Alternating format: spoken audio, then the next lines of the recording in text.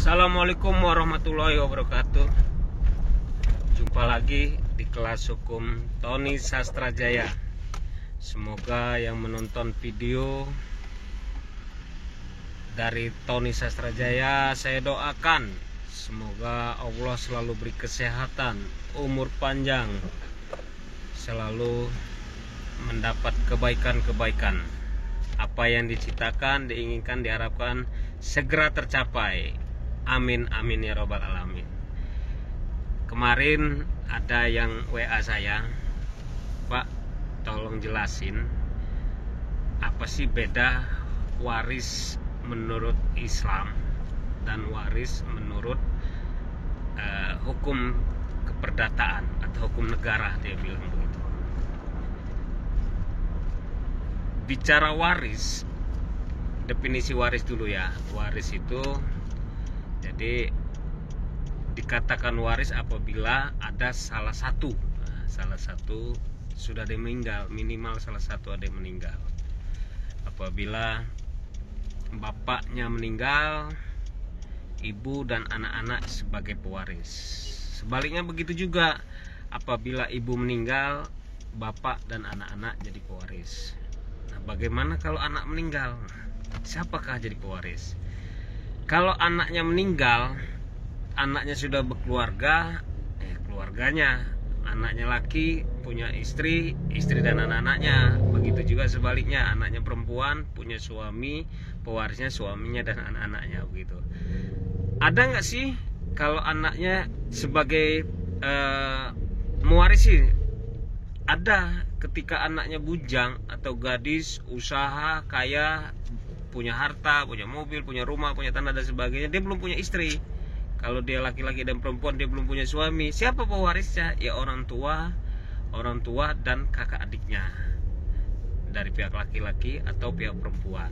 Ya, kalau anaknya bujang, dia meninggal bujang atau dia meninggal gadis, tapi dia kaya, mungkin karena usaha dan sebagainya, ada itu pewarisnya naik dia ke atas dan ke bawah, ke samping orang tuanya, bapak ibunya sebagai pewaris dan anak adik kakaknya, itu ya.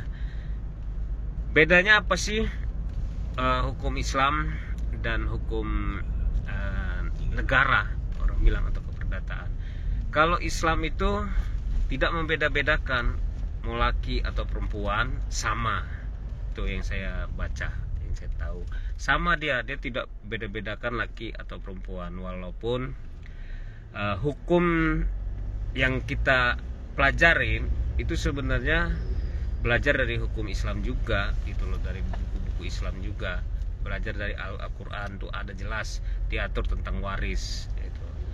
Kalau definisinya, tapi pembagian waris tetap laki-laki itu 2 kali dari perempuan, laki-laki 2 kali lebih banyak dari perempuan. Memang kesannya membedakan laki-laki dan perempuan, kok laki-laki lebih banyak, karena laki-laki itu lebih banyak giatnya, lebih banyak pengeluarannya dari perempuan, dalam teori begitu.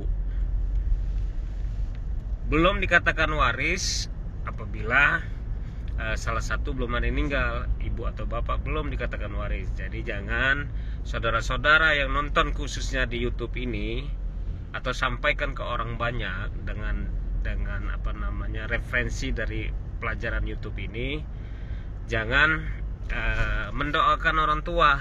Jangan mendoakan orang tua, atau itu secara tidak langsung mendoakan orang tua. Contoh, Pak, ini waris punya saya ya. Waduh, kalau udah ngomong Pak ini waris punya saya, atau Ibu ini tanah kebun nanti warisan untuk saya, itu secara tidak langsung sudah mendoakan, itu sudah mendoakan bapak atau ibunya supaya cepat meninggal. Orang udah minta waris. Itu tadi kan definisi waris tadi apa. Jadi kalau belum ada salah satu yang meninggal, belum bisa, belum dikatakan waris. Tapi kalau sudah ada yang meninggal baru waris. Bagaimana sih kita mendapatkan warisan itu? Tadi kalau sudah ada yang meninggal, kita minta penetapan ke pengadilan agama, penetapan waris. Kita ajukan penetapan waris kepada Pengadilan Agama bahwa kami anak-anaknya adalah pewaris, tidak ada orang lain selain kami inilah itu selain kami.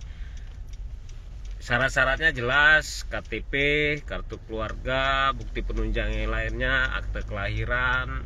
Kalau ada rapot, biasanya ada akte kelahiran itu sudah pasti binnya siapa atau binti siapa, nama orang tuanya siapa, itu jelas. Jadi minta penetapan Pengadilan Agama.